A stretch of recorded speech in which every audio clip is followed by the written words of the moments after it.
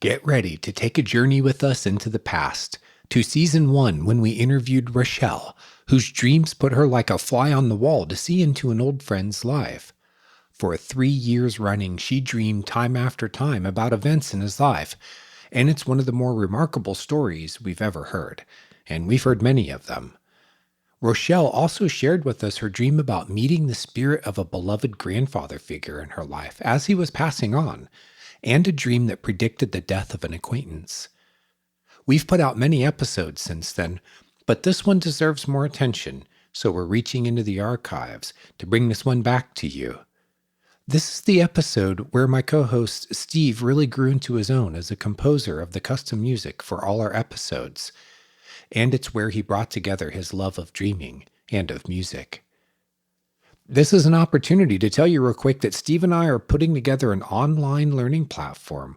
The first batch of classes are ready at dreamschool.net. Our goal is to teach you how dreams can shape your life. I'm J.M. DeBoard. Happy Thanksgiving to you. We'll be back in December with a fresh show for you.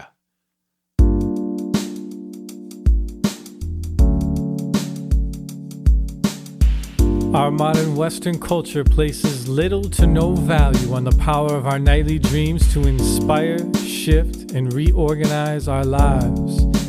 This podcast demands a deep reconsideration of the role dreams play on our path to a more vital and meaningful life. The following is living proof of the life-affirming power of dreams to affect change and redirect the trajectory of our inner and outer lives.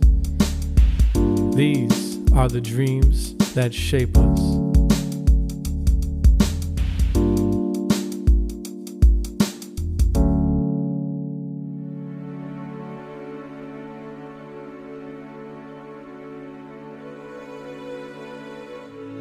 Our dreams can often have this enigmatic quality to them, where it's as if they're drawing off knowledge of the future.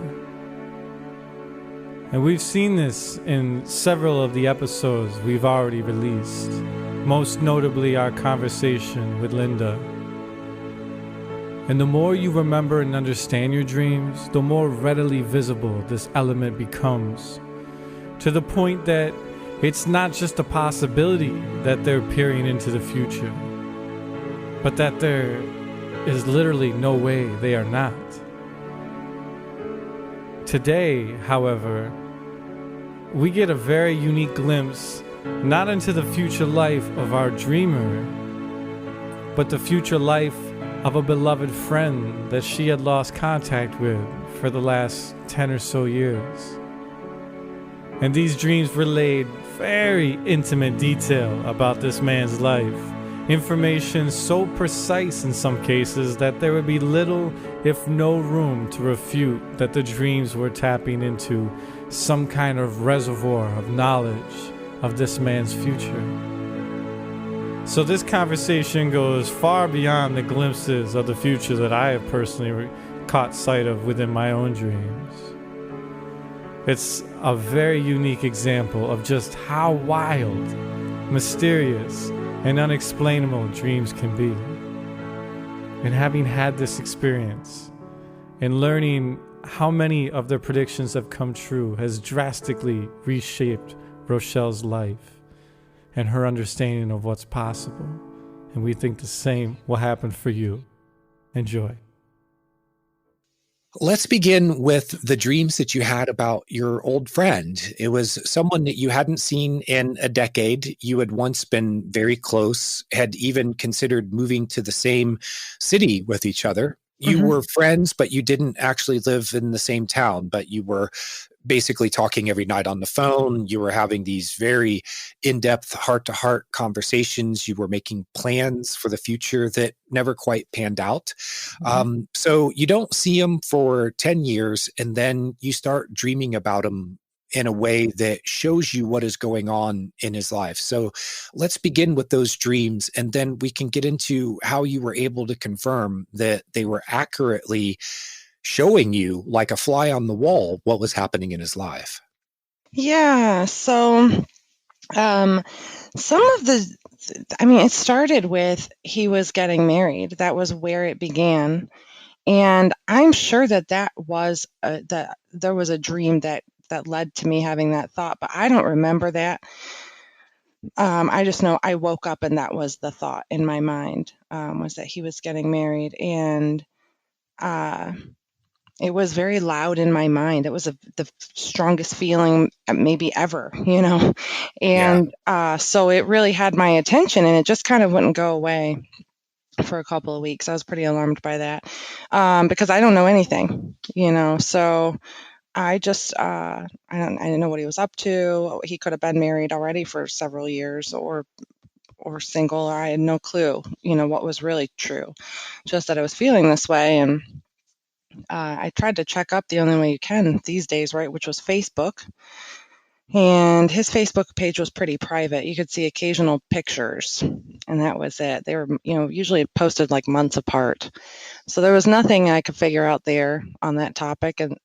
And so I just didn't know. And after a couple of weeks, it all kind of calmed down and just went away. And a few weeks later, I checked in on it again on the Facebook, and saw a professional wedding photo posted.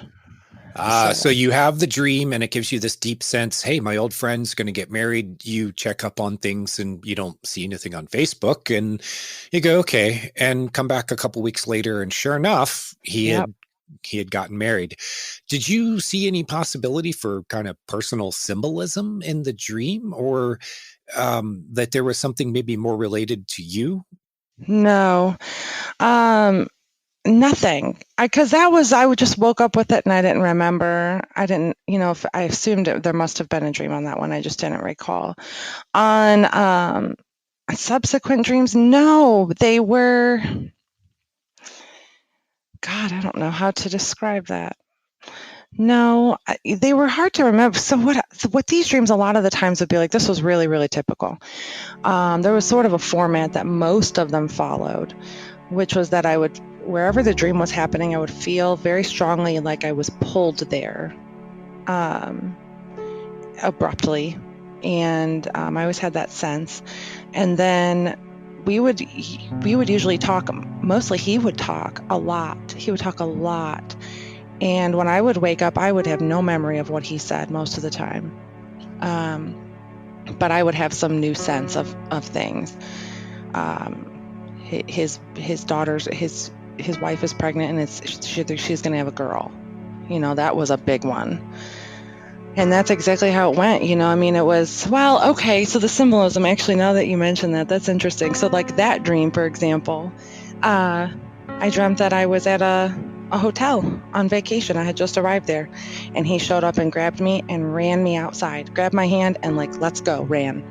And we went and sat outside it was on a lake or an ocean or something, because we sat on like a seawall. And he just talked my ear off. I know it was a long conversation. I know he talked the whole time. And when I woke up, I didn't remember anything. And that was a whole dream. But I just had this very, very strong sense, it's a girl. He's having a daughter.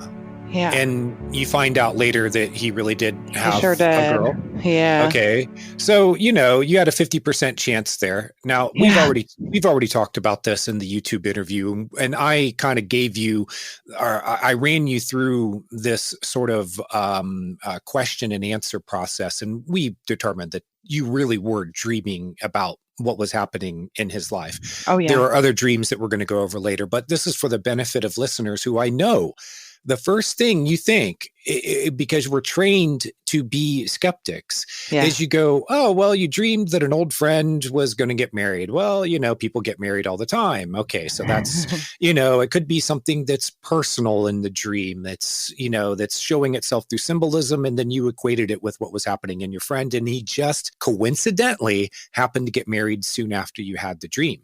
Yeah. Okay, well, now he's married and he's going to have a child, and you have this dream and wake up with this deep sense he's going to have a girl. Then you find out that he had a girl.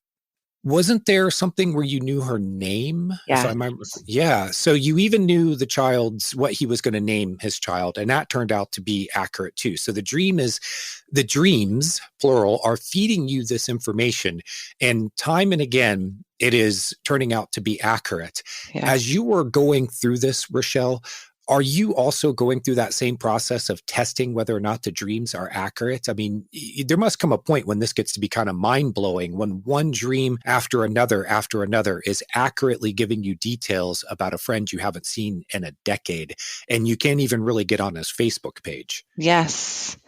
Yes. Yep. And so that's what, I mean, so that was the only testing I had, was to just check the Facebook, which is uncomfortable because now, it's like, were this not happening, I wouldn't have been checking the Facebook, right? And so now I feel like I'm Facebook creeping, and and I don't even really have any interest in knowing, except for the fact that this very bizarre thing keeps happening with these dreams. Yeah, so checking Facebook was literally just all I had, and then it was so private, that it was like, well, you may never find out what, I mean, it was almost 9 months of a string of things. It was, the wife's pregnant, it's a girl, EJ is going to be the initials, Emma's going to be the name, and and then it all is true, and then I get to learn all of that. But you just sit with that for months and months, and you don't even know. And how many dreams total, as ballpark figure, would you say you had in that time? We're talking about maybe a year that you're having these dreams. The ones specifically about him getting married and, then having a daughter. Even if it's, let's just say in that time span, to give our listeners an idea, how many dreams would you say you had? Of just that year of him, because the whole thing went on for 3 years, but just that first year of wedding and daughter. Yeah, let's just start there. Probably 7 to 10. It couldn't have been 10. Probably, no, it had to be like 6 or 7. Okay. 6 or 7 dreams. And the time and again, they've been accurate. Yeah. You're waking up with this deep sense. You also you pay attention to your dreams, and you know that the quality of these dreams were different than just sort of the ordinary dream. You had been having an ordinary dream, and then you got pulled into this other space where you're now connected with your friend, and he's jabbering on and on about what's going on in his life. So was that something that clued you in? Was that sense that this is different from my ordinary dream life? Yeah, everything about it felt different. It felt totally different. And even when you have dreams that are really, really vivid, or they feel really real, it was different from that. And there's no way to explain that, but yes, did feel like getting pulled into it. It felt totally different during the whole experience. And then when it ended, I had the same feeling of being yanked away from it, just like I was pulled into it. So when an individual dream ended, it was like you enter into this space, you get yanked into it. The dream, at least that segment of the dream where you're with him, ends, and it's like you get yanked out, and you go back into ordinary dreaming again. You just, you go on with whatever it is that your dreaming mind wants to, a new adventure that it has waiting for you. Yeah. Okay. Very interesting. So this goes on for 3 years. Let me tell the listeners about this. By the way, it's at YouTube, and Radowl is my YouTube channel name. And you'll find it's one of my most popular interviews was the one on, I called it Dream Sharing. And it was information that you were getting through dreams that couldn't have been known to you consciously. And you had this amazing experience where you found yourself yanked into this alternative reality dream space, and now you're with your old friend's wife, and you're walking along in this park, and I think it was she who said, "Oh, we're in Kennewick Park." Now, it turns out that Kennewick Park is a real place in Washington State, but you have never been even to that end of the country. No. And as you're describing the dream to me, I get the bright idea, because I'm recording it with screencasting software, to go and look on Google and look up Kennewick Park. And you're describing the place to me, not knowing that I'm looking at pictures of it that I found on Google. And you're describing like the type of bridge, this metal girder type of bridge that's popular in Washington, but where you live, you don't, that's not an ordinary sort of bridge. No. So that it's not the kind of thing that you would expect to see in an ordinary dream, because it's just not part of your everyday reality, this type of bridge. Yeah. Then you're talking about the picnic tables, you're talking about the paths that were near the river, and you're walking along on these paths with the wife talking, and she's speaking with you about what? I have no idea. It was the same format of, she talked endlessly. I mean, from start to finish, she didn't stop talking. And and this was not normal for me either. So it's so weird. Like, I guess I don't know how to say how it wasn't normal for me to disregard what somebody was saying, because I was trying so hard to look around and understand where I was. That wasn't even normal for those dreams or for any dream. It's just not how it goes.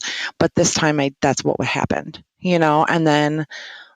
and you needed to have that information in order for that experience to make sense. So that's so weird to me. I don't, you know what I mean? Yeah. She talked the whole time. I don't have a clue. I remember how she felt. I remember that, like, her vibe. She felt very kind, very welcoming, just a very warm person. Like, probably everybody loves her, I remember that, but I never got a word she said until I said, "Where are we?" And she's like, "Kennewick." Like, duh, she couldn't believe I didn't know that. Yeah, I thought you knew where we were, Kennewick. And then it was over, so I don't know what she said. And then you wake up with that word in your head, and you go and look it up, and it turns out that Kennewick Park is a real place in Washington State. Seattle or Tacoma, I forget which one. No, oh God. So, Kennewick is the city, and then Columbia Park, because it's on the Columbia River. So I Google Kennewick, found out it was a city, got onto the Google, like, the map, and saw and zoomed in and found the park. I don't remember even what big city it's near, but Kennewick is the city. And let me tell the listeners, it wasn't just the picnic tables and the paths and the steel girder bridges, but it was also the child's play area that was shaped like little castles. They had these play areas. You saw all of this in the dream. And then it was anybody who goes and Googles Kennewick, Washington and Columbia Park is going to see it right away, because these are images that have been shared on Google.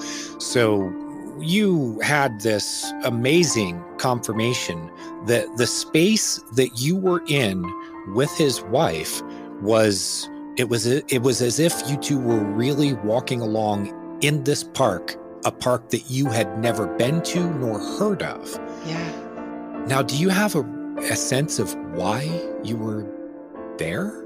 No, I wish.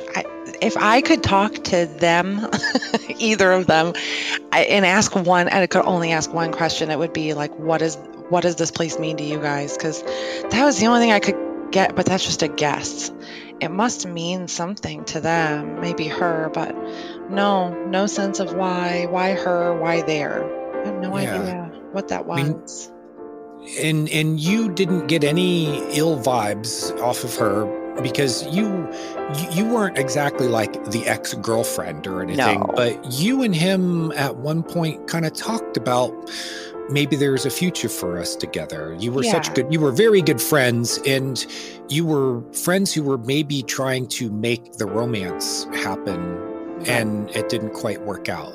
So, it would be conceivable that she's the woman who had just married him would find out about someone, another female who had once been very important in her husband's life, and she would be curious about you. But if she was curious about you, you would think that she would let you talk a little bit more. car. Right. And, Yes. and apparently that conversation, that's your side of the conversation, was being saved for another dream on Another another time. night, because the whole time you're now, when you are there, you have this sense of being in a place. Like when you dream that you're in a park, you might look around and see a couple details, but usually you're so caught up in what's going on, the action or drama of the dream, that the setting is kind of secondary. Usually, this is ordinary dreaming where you'll get a few details. It'll say, "Oh, you're at a park," and you go, "Oh, if I'm in a park, there must be swings," and boom, Yeah. swings appear. Or there must be kids, and now boom, the dream creates some kids and have them running around, so that you will stay in the dream and not question too much this virtual reality type dream space that you're in. But you, as you're going through Columbia Park, are looking around and noticing all of those details. So let me begin by asking, is that unusual for you in a dream to be paying that much attention to your surroundings? Totally. Yeah. Okay. Never do And that.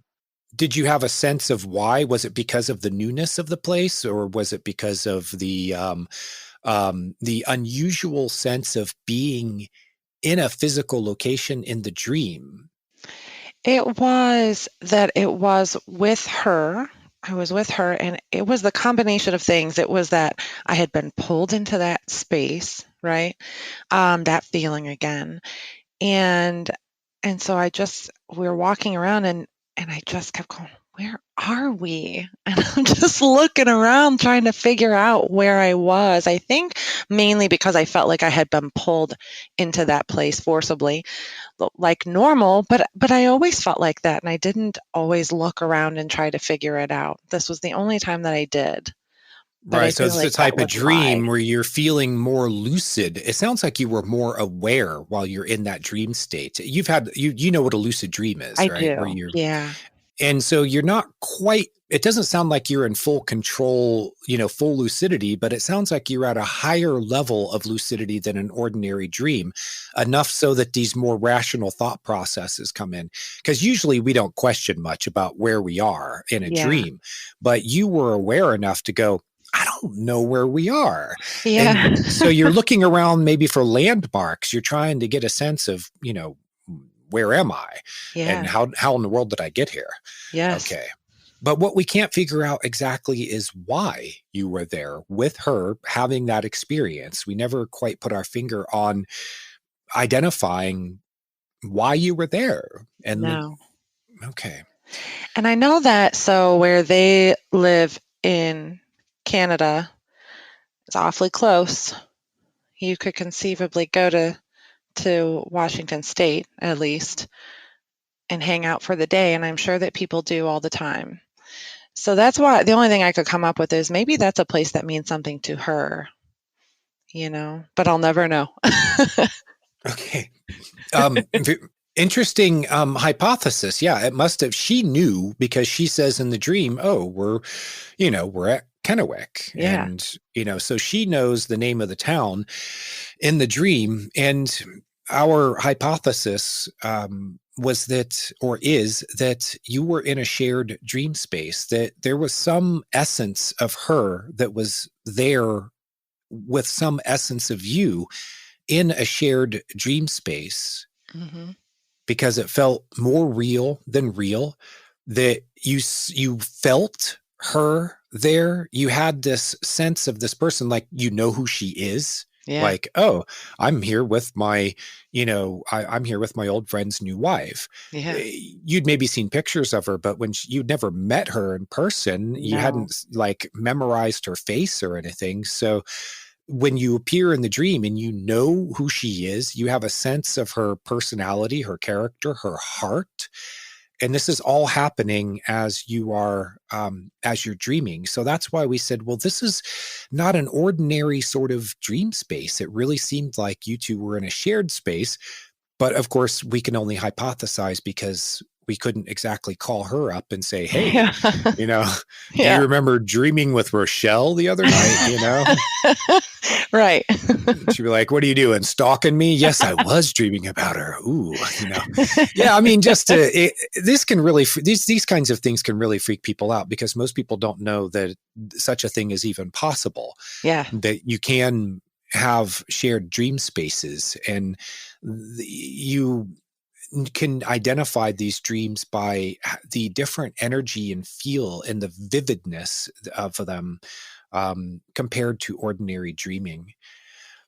Now, you said that it was over a 3-year period that you had these dreams. In the first year, you had 6 or 7 dreams that revealed details about your old friend's life and what had happened since you had last talked a decade ago. Yeah. And so for the next 2 years, you are having more dreams about him. Can you give us an idea of how many dreams you had and what they were like? Total over the 3 years, maybe 25, maybe 20 to 25. That's a guess. You started But keeping a journal, though, I because did. you were like, okay, you'd already forgotten a few of the early ones when you started realizing there was a pattern, and you started keeping a journal of these experiences. So your guess at 20 to 25 is based on the fact that you can look back in your journal and see that, Yeah. you recorded that many dreams over that span of time. So what were the dreams about? I had one about them going to Disney. Well, okay. That's a hard one to explain. I had a couple of him. This was interesting. I had a couple about him that he was like, that had to do with him being focused on his parents' house. And I didn't fully understand that. One thing I found out not through a dream, thing that happened, like seemed to happen around this time that did not come in a dream, but did come through my Facebook checking, was that his mother passed. And so I wondered, and so here, and then way later though, I've got him checking, seeming to be focused on this house. And so I just thought, I don't know if that has to do with that. Are they selling the house or something going on with their stuff? I don't know. That was what I wondered and what I wrote down. Because you just have to kind of go with the feelings that come with it, right? Just like Yeah. my friend just talked my ear off. I don't remember what one word that he said, but I feel like his daughter's, his baby's going to be a girl. So it was the same kind of feeling, And so there were a few about that. There was one where I went and met up with him, and his wife was there too. They were staying in like a condo, and and there was nothing that really went on except just hanging out, chit chatting. It was just a friendly vibe because again, I have no clue what anybody talked about, but the vibe was always very memorable, just how everybody felt. But I wrote down, feels like they're on vacation, and in parentheses I put Disney. And then I would also journal when I verified things, and I wrote months later about that on the Facebook, yes, there was a Disney trip. Saw Ah. that. Yeah. Mostly though, it was stuff that I couldn't verify, like the feeling like he was really focusing on his parents' house. I don't know, so, but they were just about life things. One time I thought there might have been another pregnancy but I couldn't tell. And I remember I even wrote down, maybe this is not her pregnancy. Maybe this is somebody else. So sometimes when it wasn't so focused as like Kennewick, Washington, or he's having a daughter, it was a little harder to tell. Okay. Sometimes. But those dreams had the same feel to them where you are you're dropping into his life Yes. and you're basically updating, finding out what's going on with him. Yeah. Did you have a need to know what was going on with him? Was there something in you that was saying, I want to know what's happening with my old friend? No, I really didn't. When this started, I think we hadn't spoken at all in like 4 or 5 years. It had been years since we spoke. So no, I didn't think about him anymore. I was so happy in my own life. I was completely moved on from that whole thing. So no, I was really shocked by it because I wasn't thinking about him at all. And then when it was over, when that stuff was happening, it was very consuming. It had all my attention, and I get very just sort of stressed out about it. And what is this, But when it would go away, mostly I just went back to my life. I was glad it was done.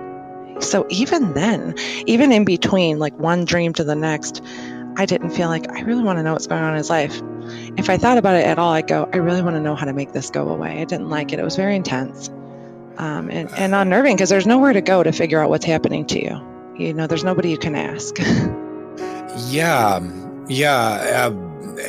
When people have these kinds of experiences, because we don't have in our Western culture, we don't have this understanding that these experiences really do happen, that they're actually more common than what we know, but people don't talk about it. And science doesn't, for the most part, doesn't explore it. Sources of information are very, scarce, but you ended up going on Reddit to talk about this, and in your post became very popular at Glitch in the Matrix subreddit. You could say it blew up. And then you saw so many people who came in and said, Rochelle, I've had a similar experience, or I'm feeling you. I've had these kinds of dreams before.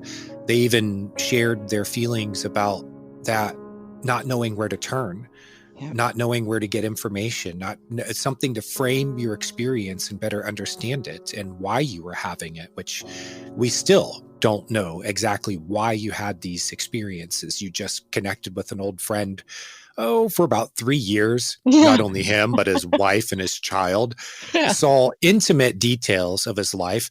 At times you had a sense of his thinking processes and feelings. It wasn't just conversations, but you were getting kind of an intuitive sense about what was going on in his mind and in his heart, which of course you weren't able to verify any of those things. Am I remembering that correctly? Mm-hmm. Definitely. Okay. Well, one of the questions that I asked you as we were going through that YouTube interview was, after you explained all this to me, I said, have you had these kinds of dreams before where you it's unusual dream experiences? And you have had these kinds of dreams before. You had a dream where you saw a friend's sister who was on a boat, and the boat was sinking, and you're there with your friend, and you're on the shore, and you're looking out at the boat. And will you explain that dream and what happened soon after then, where it came true in a sense? Yeah. Gosh, and I don't even know I might even have an update for you on that. But yeah, so the dream, it's like you said, my friend and I were on a beach, sort of in a house, looking out at this ship that was sinking off in the distance, and his sister was on it. And so we became very panicked and very frantic, sort of running around, there's nothing we can do, and you didn't know her personally. I knew her a little bit, but just through having known him, but no, she was not somebody I talked to at all or had any contact with. No. And no, not at all. And so, I ended up reaching out to my friend and just going, hey, how's your sister doing? And he said, why do you ask? And I had explained this dream I had, and he said, well, as far as she goes, that's pretty spot on. She had been getting into trouble with just not living a good lifestyle, and so that was, to say that she was on a sinking ship was a fairly accurate way to describe what was going on in her life at the time. She actually, and this is the part I don't know if this happened before or after I talked to you last, she ended up getting murdered in that lifestyle that she was in. So and it had something to do with being involved in drugs and addiction. Drugs and stuff, yeah. Mm-hmm. So soon after, her life is sinking in the in the metaphorical sense, you have this dream about it. In the dream, you know that she's going to die. And then soon after the dream, she was murdered. Yeah. Yep. Okay. Okay. So you had experiences before, or you've had other experiences of these types of dreams that give you information that you couldn't know consciously. You didn't really know her well enough at the time for your dreaming mind to create that metaphor based on what you knew about her. Yeah. No, not at all. I had no idea she had gotten into that lifestyle at all. The last I knew, she was married and like worked and took care of her kids and just lived a really normal life. Okay. And you had one other dream that you shared with me. You had grown up with a neighbor, and his or her father you were close with him. The grandpa. Yeah. Grandpa. Yeah. Tell us about that dream. That dream was the best one ever, I think. I dreamt that I grew up across the street from the grandparents' house, and I dreamt that I was on my front lawn at that house I grew up in, and the grandpa was standing in front of me, but he was not in his body at all. He was like a cloud of like sparkly dust, and he was communicating to me in words, not talking, but like telepathically, I guess. And the feeling was the big thing about that dream. It felt like the most love you've ever felt, the most happiness you've ever felt, the most peaceful it was just all the good feelings you can feel turned all the way up in ways that we don't really feel them in life. And he was communicating to me just, I love you, and it's okay, and I'll miss you, and thank you. And he just ended up, disappearing down the street. And I woke up and I knew he had to be gone, for that to have happened. It just did not feel like a dream at all. That was one that just also felt very, very real, very different. And he died. And you found that out because you had Thanksgiving plans to go over and see him, and you had this sense that you should call because you'd had that dream, and you're like, maybe plans for Thanksgiving have changed. Yes. And I should call first before I just show up with, a bottle of champagne and the mashed potatoes for normal Thanksgiving. Yeah. Yeah, it happened a couple weeks before Thanksgiving, and I kind of just didn't say anything, kind of hoped it wasn't, that hadn't really happened. And then, when it was time to go over there, I called instead, and he had passed a couple weeks prior.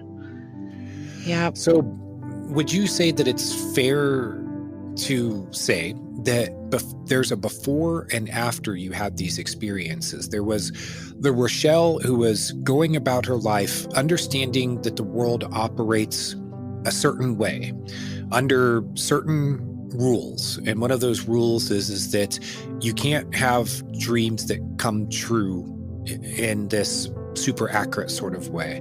You can't have dreams where you get visits from the deceased. Yeah. And then there was an after when you had the experience and you go, well, people might say these things can't be true, but now I know that they are true. Definitely. Yeah. And so can you tell us how this has changed, other ways that this has changed you, or expand on that? How are you different because of these experiences? I think I'm just more open to the possibilities of anything, I think it makes me think that of how things, whatever maybe your religious beliefs might be, for example, or when you hear people talking about psychic or things that we hear about that are kind of in that same realm of not proven or their beliefs. Right. Maybe from what it makes me think that maybe it's not the way that you thought it was, but that doesn't mean that it's not real. Think of it this way. Maybe you can really intuit something, right? Or you can really know that something is happening to somebody on the other side of the country you haven't spoken to in several years. And all of a sudden you can know the name and gender of their baby that's about to be born. But you didn't get that by looking in a crystal ball like you see on TV or calling Miss Cleo like you see, you know what I mean? So maybe these things really happen, but they're not the way that you think or the way that people say they are, or the stories that we tell about them. That's not how it really is. Does that make sense? The stories, meaning the things Not that the stories, the symbols we create for them, the crystal balls and such. You know what I mean? Now I understand. Yes, that it works differently than that. That it's not this. You don't have to have the crystal ball. You don't have to have even a special ability. It is special in the sense that it's not an everyday thing, Sure. but it's not working in the way where, if it did work that way, then, you should be making some mass bucks now, because Right. Miss Cleo is out of business the last time I saw. And which, by the way, for our younger viewers, Miss Cleo was a television psychic. The infomercial type things used to run on generally late night TV. And she became a household name and kind of a running joke for a while during, I would say, the 1990s. Yep. Yes. Okay. So these dreams have opened your mind that the things that you experienced that you'd heard about other people experiencing, but had been like, well, I don't see any proof. I don't really believe Now that. Yeah. now you're finding out that these things are true, and you don't have to believe it anymore. Yeah. Because when you talk about belief, you're talking about something that you don't really know. Yeah. I mean, if somebody says, I believe in Bigfoot, you go, well, have you seen Bigfoot? They go, well, no, there's just enough evidence for me to believe in it. Yeah. So what you're really saying is, I don't know if there's a Bigfoot, but I think there's a good chance that the stories are true. Or I Right. believe in, UFOs and aliens, or I believe in God. I mean, it's the same kind of category. When someone says they believe something, it's because they haven't had the personal experience of it. Yeah. But you had the personal experience of having these amazing dreams that opened your mind to the fact that these things really do happen. Yeah. Definitely. So I want to ask you something else about this, to get into how these dreams have shaped you. Would you say that you trust your little voice more now? For sure. Yeah. And have you had any experiences since the dreams where maybe you listened a little more closely and you were grateful that you did? I don't know that I have. But there's a general sense, though, of, would you say that you're listening more closely to what's happening Always. inside of yourself? Yeah, definitely. Okay. I just ran across tonight as we were, getting ready for this interview. I was browsing through Reddit, and our friends at Glitch in the Matrix, a guy said that he was driving late at night with his girlfriend, and they're on the highway, and he got this sudden feeling that there was going to be a head-on crash. He said it was just this overpowering feeling, and it didn't happen to him. But he said in the morning he was talking with his dad, and his dad said, did you hear about that terrible accident last night on the highway? And it happened 10 minutes after he had passed through that area of the highway.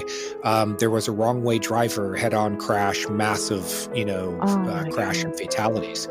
And his thing at the end of his post was, make sure you listen to the little voice. Yep. Because it's trying to tell you.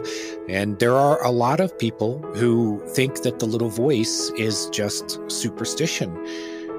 Yeah. But well, and that's sort of what I mean, right? Like, we have this perception of, if there's a little voice, what it would sound like, maybe. And I think what you learn when you have enough experiences with your own little voice is that it's your voice. It's a thought. It's in your mind. You know what I mean? And it just feels a little different, and you just learn to know that that's what that is.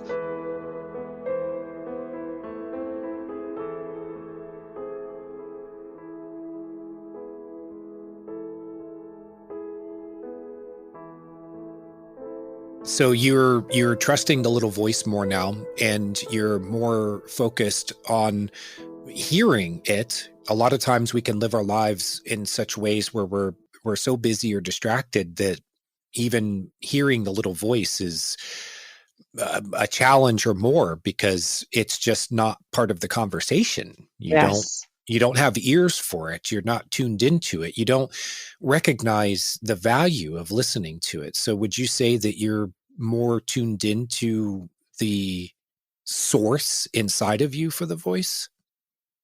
Say it a different way. I don't know Are if you I understand. listening? Okay. The little voice comes from a place inside of you. It's not, the light coming through the cloud is shining down on you, and it's the voice of God saying, Yeah. Rochelle, thou shalt, and now you've got your marching orders. Instead, it's your own voice that's coming from some place inside of you. And what I'm wondering is, do you know that place inside of you better now? I think so. Yeah. I think you learn that there's a different feel, and there's a little different something from your average thought to that to something you're really trying to there's really something there. I think it can be subtle, and you have to learn. Do you know what I'm saying? I do. Kind of have to learn to pick that up and know when it's that versus you overthinking or being afraid.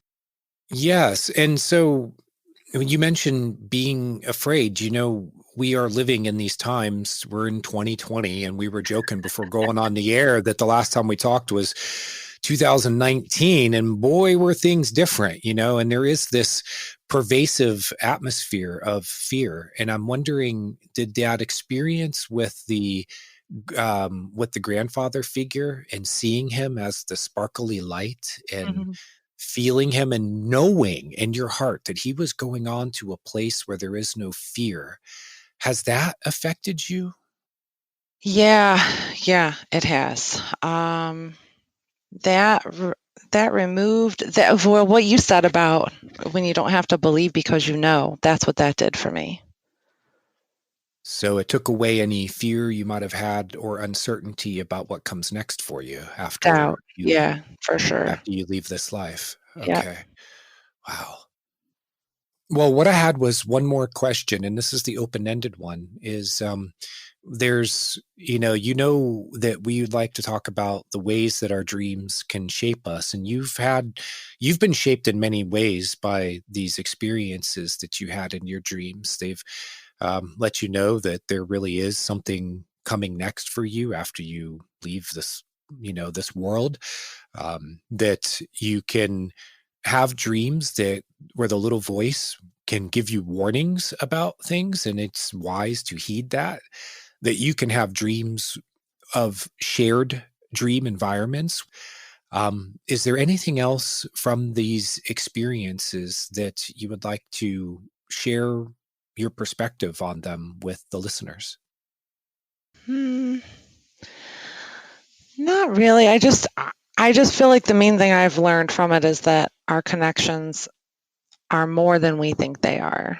I think when you click with somebody right away, for example, I don't know that that's just our personalities. We just hit it off right away, or when you really get very bonded with somebody. I think that our connections, there's a lot more to them than we realize. Maybe you had met them already in a dream. Right.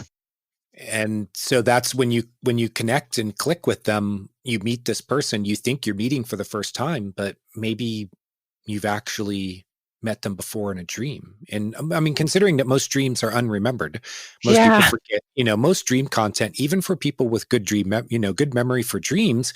I mean, the majority of the content is lost on any given night.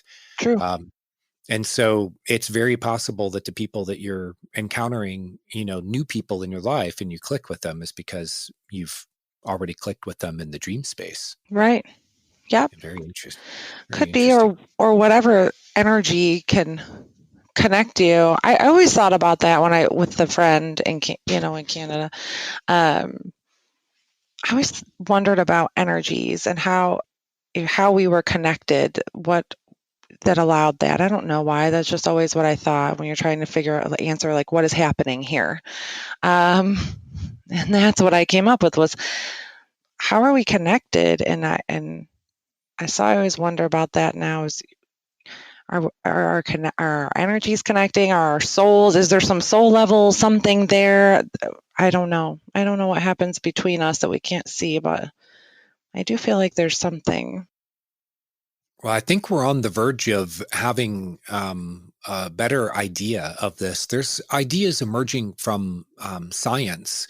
It actually turns out that Einstein spelled it out for us. It's just that there were certain things that he talked about in his theories that did not get much attention because they're kind of paradigm busters. And one of them is called non-locality. And when you tease out the implications of non-locality, what it means is that all points in space are connected with each other and can exchange information, no matter what distance they are. So, we were talking about in terms of your old friend being 1,000 miles or more away while you're having these dreams. And we're wondering, well, how could that distance be bridged for you to be able to pick up this information and have these experiences with him? Well, he could be on Alpha Centauri, and you could also have the same experience conceivably, because we're finding out that this idea of space may not even exist, and that the entire universe might be one conscious being, and we are like the cells in its body. Since it's all one body, it can all communicate with itself because it's all one thing, which is a paradigm buster, because our rational materialism, the paradigm or scientific philosophy that we live under, insists that there is total separation between objects in space, that they have no relationship with each other deeper than sharing some DNA, or they might have a spatial relationship to each other, but we're finding out that we're actually all very connected. It might be an energy, like you said, or we're finding out maybe it's just the nature of the reality that we live in, that it's all one thing. And this is how we end up having these dream experiences too, because the information, such as about the grandfather figure in your life, and when he passed away, you just knew it. The daughter, knowing the gender, knowing that she was going to be born, knowing her name, knowing her initials. This information readily traveled to you because it's available for anyone that tunes into that frequency or wavelength. It's like dialing into a radio station, and there you are in your dream, and it's like, okay, dial into station old friend and his new family. And what's going on with them? I love that. I feel like that's the answer. Seriously. Yes to that.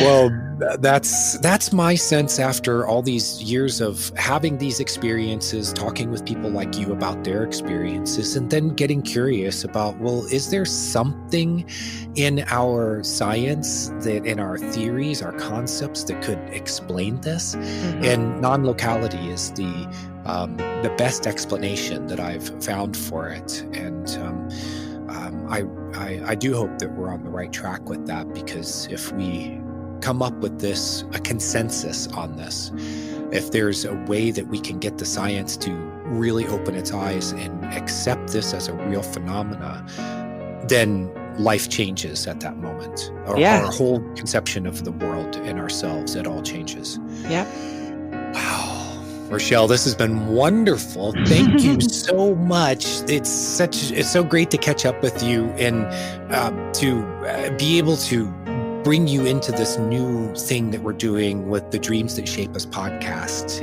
Your experience was just mind-blowing. We've talked with other people about a few dreams that they had that were, they truly powerful dreams that shaped them.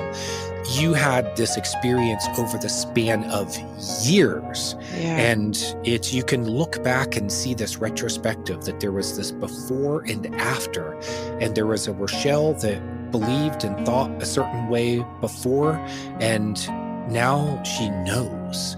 Yeah. and she thinks and feels differently because of the experience. So these dreams truly have shaped you, and we thank you for sharing your experiences with us.